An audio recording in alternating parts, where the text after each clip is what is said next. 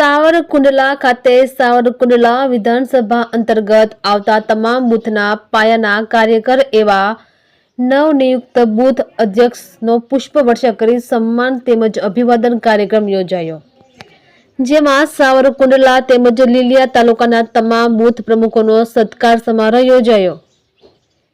આ કાર્યક્રમમાં વિધાનસભાના નાયબ મુખ્ય દંડક કૌશિકભાઈ વેકરિયા, અમરેલીના સાંસદ ભરતભાઈ સુતરિયા, સાવરકુંડલાના ધારાસભ્ય મહેશભાઈ કસવાલા, અમરેલી જિલ્લા મહામંત્રી મેહુલભાઈ તેમજ સાવરકુંડલા વિધાનસભાના ભાજપના હોદ્દેદારો, કાર્યકરો, બૂથ અધ્યક્ષો મોટી સંખ્યામાં ઉપસ્થિત રહ્યા હતા।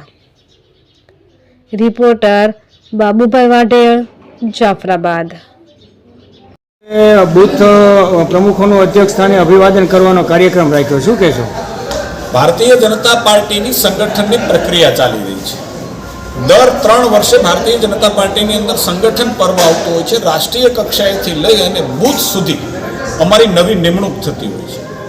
સાવરકુંડલા વિધાનસભાની અંદર પણ બૂથ કક્ષાએ 268 બૂથની અંદર નવા બૂથ અધ્યક્ષોની ઘોષણા થઈ, એમની નિમણૂક થઈ। આવા અમારા પાયાના કાર્યકર્તાઓ, જે અમારું સંગઠનનું પહેલું એકમ છે, એના અધ્યક્ષોને સત્કારવાનો આજનો કાર્યક્રમ હતો। વિધાનસભાના નાયબ મુખ્ય દંડક ભાઈ શ્રી કૌશિકભાઈ વેકરિયા, અમારા હોનહાર સાંસદ ભાઈ શ્રી ભરતભાઈ સુતરિયા, જિલ્લાના અમારા મહામંત્રી ભાઈ શ્રી મેહુલભાઈની વિશેષ ઉપસ્થિતિમાં સાવરકુંડલા વિધાનસભાની અંદર અમે અમારા બૂથ અધ્યક્ષોને સન્માનવાનો ખૂબ ગરિમાપૂર્ણ કાર્યક્રમ કર્યો। અમને ગર્વ છે અમારા બૂથ એકમના અમારા સભ્યો ઉપર, અમારા બૂથ એકમના પ્રમુખો ઉપર, કે જેની ઇમારત ઉપર, જે પાયાના પથ્થર છે એની ઇમારત ઉપર ભારતીય જનતા પાર્ટી આજે ખડી છે।